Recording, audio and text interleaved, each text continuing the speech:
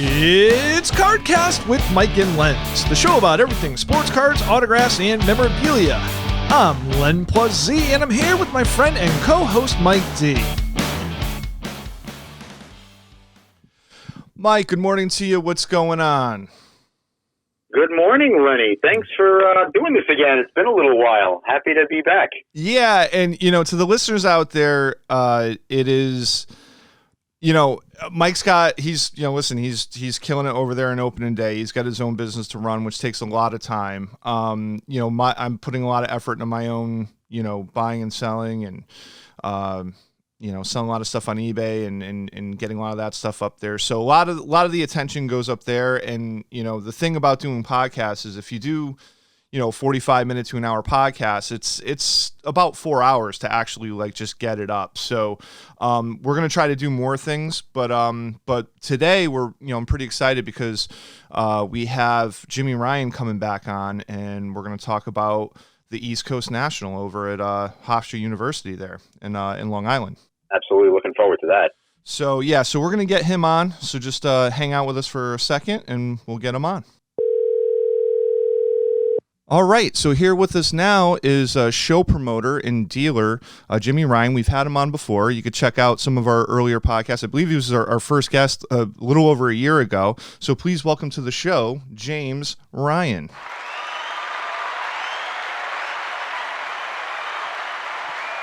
Jimmy, what's going on? Hey, Lenny, how are you? I'm good. I would assume that you're probably, you got the pressure of the show coming up, and you just came off of the National there. But before we get into, coming up to the East Coast National, which is August 21st and the 22nd at Hofstra University, and I want to be clear, this is 2021, in case if this is out there and it becomes old at some point. It is 2021. I just wanted to... to bring up, the unfortunate passing of a colleague that I just found out last night, I believe, and that's Rich Altman. Obviously he did a lot of your shows, and you knew him pretty well, I'm assuming, Jim. Yes, we are. Rich was an icon. He was around for, I don't know how many years in the business, way before me, probably. Mm-hmm. Richie's probably got 30 plus years, maybe even 40 years in the business. We got closer when he became a show promoter about 10 years ago. Obviously, we had more conversations then because, we'd make sure our dates didn't hit against each other, and we'd talk shows and all that stuff. But yeah, it's very, very sad. I saw him at the National a week and a half ago, and he seemed fine, so it was kind of a shock to hear it yesterday. Yeah. That's for sure. Yeah. I mean, I had, I had multiple dealings with Rich, and it was just with, Jimmy, when I used to set up at shows, it was just organized chaos.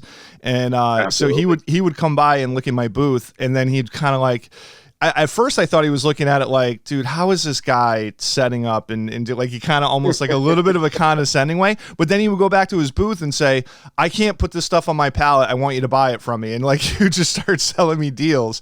And it was pretty funny, and then he would walk around with, I remember one time he had a stack of Bill Russell. He took some Stadium Club cards that had that high gloss. Yeah.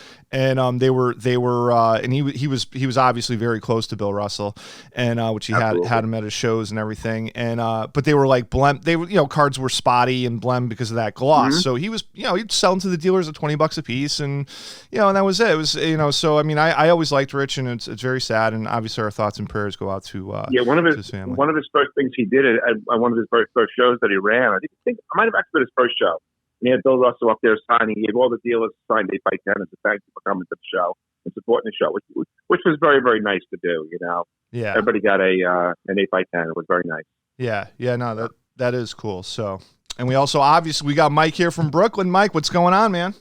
What's going on, fellas? Thanks again. Hey, Mike, how are you? Good, Jimmy. How are you? Good. Jimmy, you went to the Nationals, the 2021 Chicago Nationals. Obviously, a big deal considering last year there were no Nationals at all. How was it with the new Uncle Dick setup? It was good. So what we've done is we've taken my business, which was selling cards very similar to how Uncle Dick sold cards, which was helping people build their sets. That's what we both specialized in. And, we joke around now. We say we took my ideas and his ideas and put them together.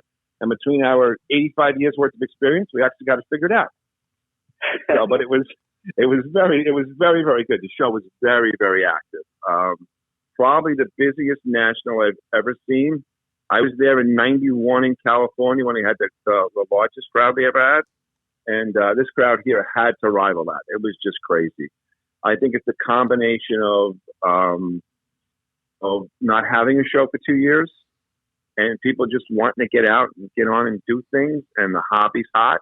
And people sat there all weekend long and just collected cards and build their sets. I mean, want lists were on the table for 5 days straight.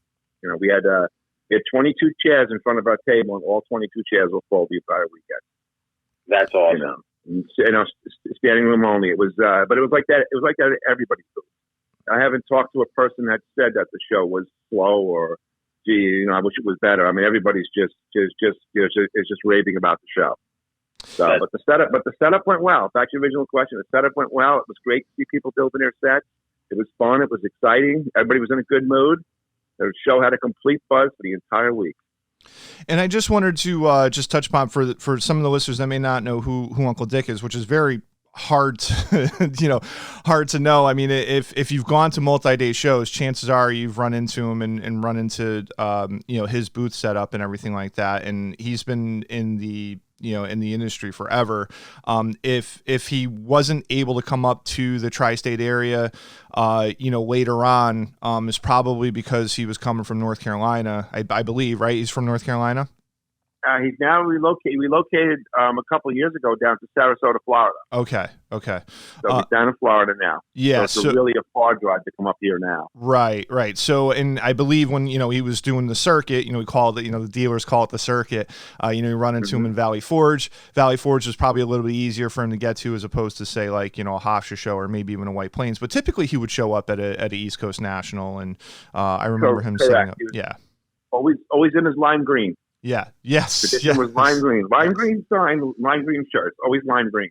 So just wanted to talk about, so now again, East Coast National coming up August 21st and the 22nd. What time do doors open on Saturday morning?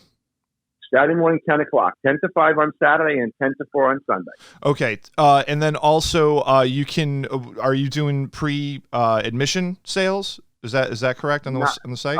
We're doing pre-autograph ticket sales. Okay. Admissions pay at the door day of the show. Pay at the door day of the show. Okay. And then now, as far as safety, right? So I believe if you go to the site, masks are required. Absolutely, right? No exceptions. The only limitations right now is everybody must wear a mask. There's no exceptions, whether they're vaccinated or not. That is being enforced by Hofstra University. Okay. It's their policy. Gotcha. So there is no exceptions. We'll have masks there. If you forget your mask, don't worry. You don't have to go home. We'll have masks there. But you must keep them on at all given times during the show. Perfect. Okay. Okay, yeah, that's fair enough. I think it would be great just for people in the tri-state area to be able to go to a show. So I think the mask won't be that big of a hindrance. I think people are going to come for sure. It's our first big show in 18 months. Yeah, that's it. The last one we ran was February of 2020 in White Plains. So it's our first big show in 18 months. So I think it's going to be very, very good. It's been a huge response. Pre-ticket sales on players is fantastic. Social media has been good. Just phone calls, emails, every way we can possibly talk to people. It's been all channels have been very, very active. Yeah, anybody that would kind of like say, oh my God, I got to go out to Long Island or what? Hofstra University is so easy to get to. Just throw it in your ways, and it's not like it's at the end of the island. You know what I mean? It's literally it's a half an hour from the Throgs Neck Bridge, if that. You know what I mean? That is correct. So there's that. It's a very easy campus, free parking. They got concession stand food inside. We have tables, sit down and relax. You can come. You can make a day out of it. It's a very spacious, newer type building. So you can come down, make a day out of it, enjoy yourself. Yeah, talking about making a day out of it, you could absolutely do that because I've gone to some of the Hofstra shows, and I think it's usually the April ones, but I'm not positive. But Hofstra will be either their baseball team will be practicing or the football team will be practicing, and you could actually see it. So you really could make a day of it, not just with going to the show, but also checking out some college teams playing ball. So that's always fun too. That is very true. So Jimmy, one of the things that there were some issues with at the National that I wanted to address here, security. There was a lot of talk about theft at the National, and obviously you guys can't control everything. People, obviously dealers have to take their own precautions, but what are you guys doing specifically for the potential of preventing theft? I mean, yeah, theft is always a problem, at all shows. Unfortunately, it can be. Chicago is kind of known as an area where it's always been that way out there. We've been pretty good in New York here. We have a camera system in place that we put in a few years ago. We have full-blown security cameras in place. We're going to have extra staffing on for this show, basically based on because of the crowds. We're going to have extra New York City retired police officers there at security during the show. So that's how. So we're beefing up our security and full camera system inside the show. And also too, what stinks about what goes on in Chicago, or even people that have bad intentions that come to to these shows. Most people are there to conduct business as honestly and professionally as you can, and you got a few bad apples. That ruin that. So as a precaution, I mean, you may want to, if you're new to go, if you haven't been to a multi-day show, I mean, it's big, this is a big room, ton of booths. Jimmy, how many booths are in this room and vendors?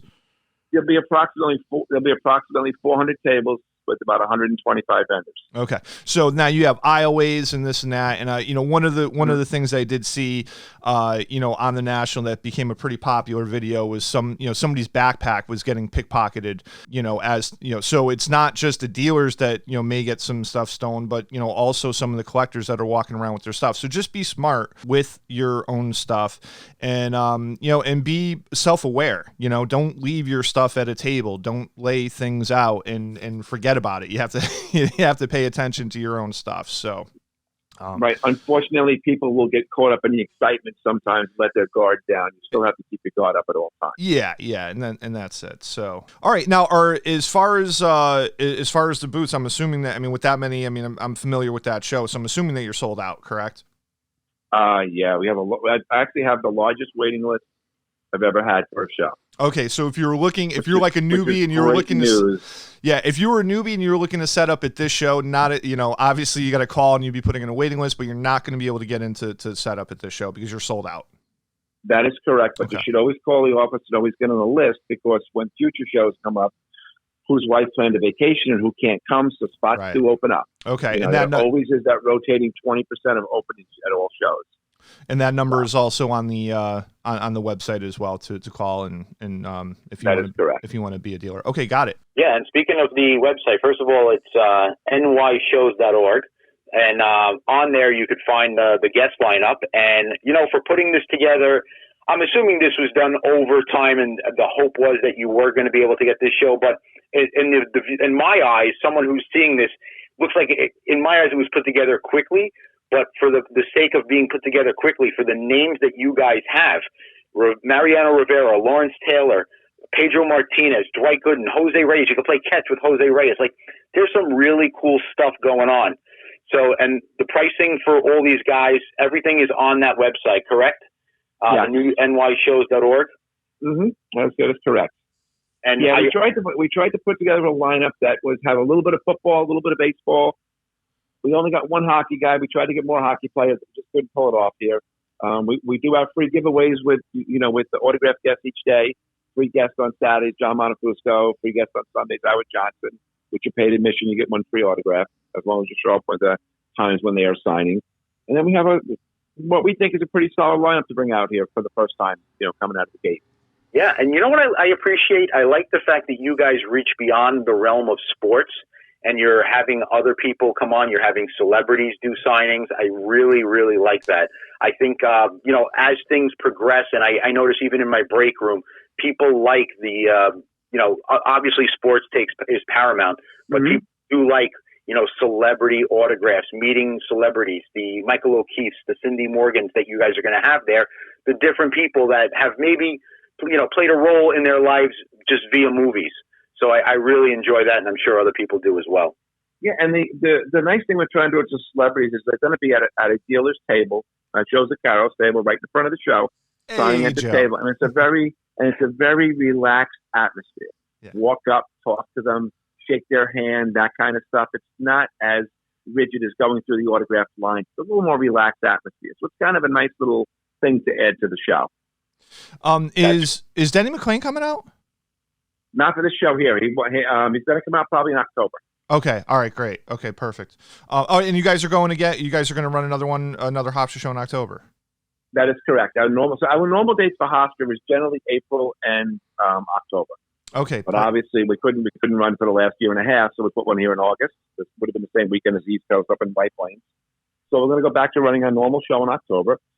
It's October 16th and 17th. Gotcha. Can I piggyback off that for a second? I just wanted to know what's going on with White Plains. Are you guys allowed to go back or not yet? What are the rules behind that now that I see you guys are starting to go to Hofstra? Okay, so White Plains is still shut down. They're still using it as a COVID center, but it's still giving out shots. So what they did with the building was they did major renovations inside the building to set it up as a hospital. They never had to put, as they say, a pill or a bed in there. Thank God. Thank God they never had to use it. But it was modified to be set up like a hospital. So they're still using it as a COVID center. They're going to have to undo all the modifications they did to the building before we can go back in. So that right now is undetermined as to when that's going to happen. We're hoping to be back in there in spring of next year. That's what we're hoping for. Gotcha. And for anybody that's new that's coming out, typically the East Coast National would be held at the county center, followed with the Hofstra University show in October. And in the past, it's run up to as many as 4 days. I think you guys have chopped it down a couple years ago to 3, and and obviously you've had up to 50 guests in the past in one sitting, right? I mean, correct. So with this show here, when we found out that we could not get back into White Plains, when that was not going to be an option, we called Hofstra immediately and said, "Hey, you happen to have this weekend open?" And they said, "Yes, we do." We said, "Great." So it's the same weekend that it would have been in White Plains normally. Okay. And then we said, "Let's put the show together." Now, again, this all happened very quickly, as you stated earlier. So we had to go get guests, see who wants to come out and do a show. You had our guests going to want to come to the show, our dealers going to want to come to the show. So that's why the smaller lineup here. That's why it's 2 days. Hofstra's generally 2 days because it's a very busy campus. They've always got stuff going on there. But it was a good fill-in date to make up for the East Coast this year for not being in White Plains. The best we could do at this given time. Yeah, and I just wanted to, people that have new eyes to the show, I just wanted to say, this isn't this, again, it was kind of put together. I don't want to say on the quick, but you guys were, we're put together on the quick. Yeah, well, you guys were balancing, is it going to be White Plains? I know you guys were entertaining potentially other areas, maybe in Connecticut or Correct. Something like that to do something. And that all that stuff takes, time and obviously, stress, whatever. But absolutely. But what I want to talk about, it's the most important news of all, is the fact that you have a celebrity guest dealer coming down and working your booth, and that is me. That's right. Right. So any of you guys that, used to be either old customers of mine, it's 70%. No, anybody that used to be, old customers of mine or dealers or whatever, please stop by, say hi. If you're, friendly with the show, come by and say hi. It'd be great to see everybody, obviously. And, obviously it's an honor, Jimmy, I mean, obviously it's work, but it's also, it's to me, it's an honor because obviously, you called me up and, we've done so much stuff in the past and, there's a big trust factor there. And I take that very seriously. Absolutely. Couldn't think of anybody better to step in the booth for me. Yeah, so it's going to be seamless. Yeah, it's going to be a fun show, and I'm really excited about it. And again, just I was just going to come down and just kind of walk the floor and say hi to everybody, but now you guys are going to have to come to me, and we're going to be doing some business. We're going to be filling in sets. We're going to be selling stars, Hall of Famers, whatever. We're going to be doing it up. So. All right, so Jimmy, we'll see you August 21st and the 22nd at Hofstra University. Sounds great. All right, you have a great rest of your day. I'm sure you got a lot of stuff you got to get done, so fill in those binders, and we'll see you then. Absolutely, guys. Thank you very much. All right. Thank you very much, Jimmy. Bye-bye.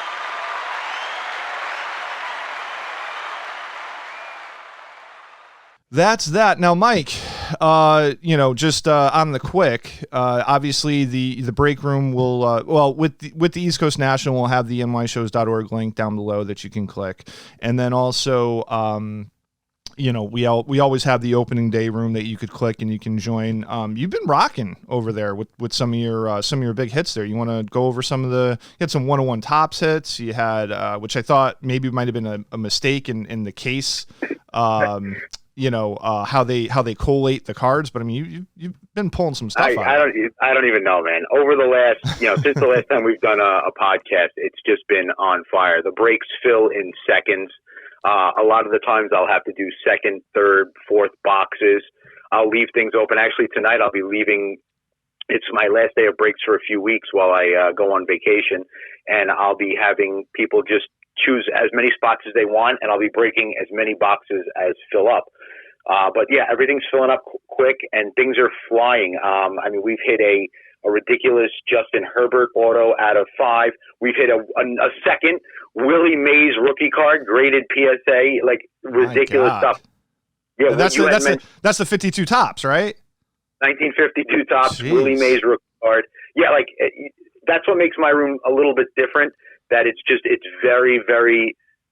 I don't even know how to explain it. It's just the different things that I bring to the room. At any day, you could get a 101 Aaron Judge, and then the next day get a 1952 tops, Willie Mays rookie card, or a Hulk Hogan, Ric Flair dual signed 101. I mean, yeah, no, you have a buffet of product that anybody. Yeah, anybody can go in and say, wow, well, I want to be part of this, this wrestling break or the celebrity break. You've done signed guitars. You've done, just also signed license plates of celebrities. So, and then also the vintage and modern. So, no, it's definitely a smorgasbord. And as you referred to before, I must have gotten a hot case of 2021 Topps Archives retired players. Out of the 20 boxes that we broke, we had 11 one-of-ones. And maybe that's not that impressive, but when you put the names in, we pulled a Derek Jeter one-of-one autographed card, a Hank Aaron one-of-one autographed card, an Ichiro one-of-one autographed card, a Ken Griffey Jr. one-of-one autographed card, on top of many, Ricky Henderson, Roger Clemens. I don't have my list in front of me. I'm just going by what I remember. The worst out of the 11 was Joe Maurer, one-of-one. And Joe Maurer was a great player. I love Joe Maurer. I love Joe Maurer. He should, yeah. Trajectory. I feel bad. Injuries kind of sidelined him. He was a number 1 draft pick. Great player. But 11 out of the 20 boxes had one-of-one players, and it was just superstar after superstar, Hall of Famer after Hall of Famer. Yeah, so someone had mentioned in the room that because one of them was a Hank Aaron, and they mentioned it as possibly one of the last products that he has signed. Absolutely, it was on-card auto. Yep. And for a 2021 product, I don't know when he signed it. Right. He could have signed it 3 years ago and they put it in. I don't know. But he could have signed it, recently before he passed away. Yeah. So absolutely, it's just a cool piece because it is a 2021 product. It is an on-card auto, and we don't know when he signed it. And obviously, he passed away, a few months ago. So it's certainly possible that this was one of his last autos. We just came up with something. What would be interesting is if they gold foil stamped on the back, the date that the card was hard signed. That would be pretty cool. That's never been done before, I don't think.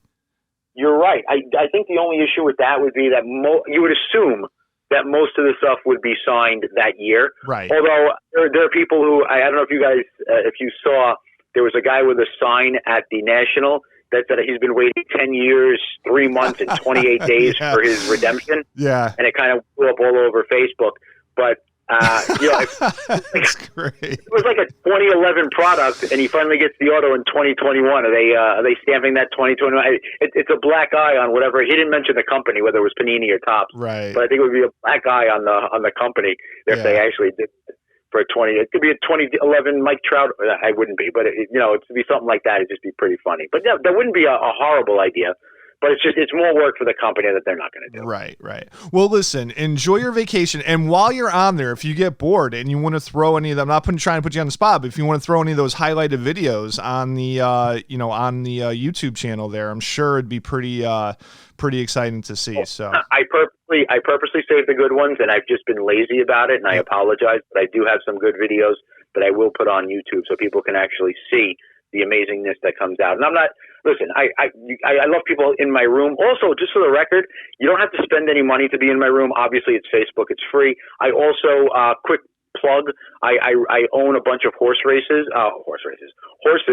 and, small percentages of horses. And every time a horse of mine runs, I like to do freebies for the room. I give people $10 bets for my horse. And I actually owned a horse named Authentic that won the 2020 Kentucky Derby. He won it at a big price, and three people won like $180, free money. It wasn't like break credit or anything like that. I put a $10 bet in for them, and they won, and I gave them the money. So I do that too. I run freebies sometimes where it's just cards or something like that. So it's never, there's never a dollar. I never ask for anything other than maybe just being in the room. I love when people watch the breaks, and that's really all it is. Yeah, so if you want to, and that's just it. Like, I mean, obviously, I don't. A long time ago when you first started your room, I would like jump in on a couple of things here and there. But I don't do that now just because it's, hey, my podcast partner pulled this. Like I do it just so, there's no conflict of interest. However, I do chime in and thoroughly enjoy, whenever I can, watching you break stuff, because it's entertainment. It's not just like, oh, there's a shot that I can, take and win. It's just like, I'll put it on my phone while I'm, doing some work in the office, and it's running, and it's like, I get to see you pull out some cool stuff. So, getting some of those,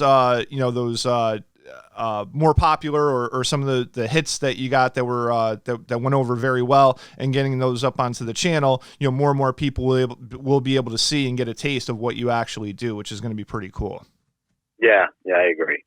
So, all right. Well, listen, have a great vacation. When we come back, we'll, we have been trying to get in contact with Mike Riccio, and it's been more on my part than him, but he's an old time show promoter, and, still active in the business, but he's got great stories, and we'll have him on most likely next. And, when Mike gets back from vacation. So Mike, you take care, and we'll check you guys later. A sincere thank you to all the listeners out there. If you like the show, please like, share, and comment below, subscribe, and hit that notification bell so you will be notified when all of our new shows are uploaded. Click on the links below to join Mike and Len's Facebook page loaded with sports memorabilia content. Visit Mike's opening day break room to see tons of new products opened up daily that you can participate in. And lastly, visit our eBay store, CardKast, to look for the newest auctions of sports cards and memorabilia uploaded weekly. And we're out.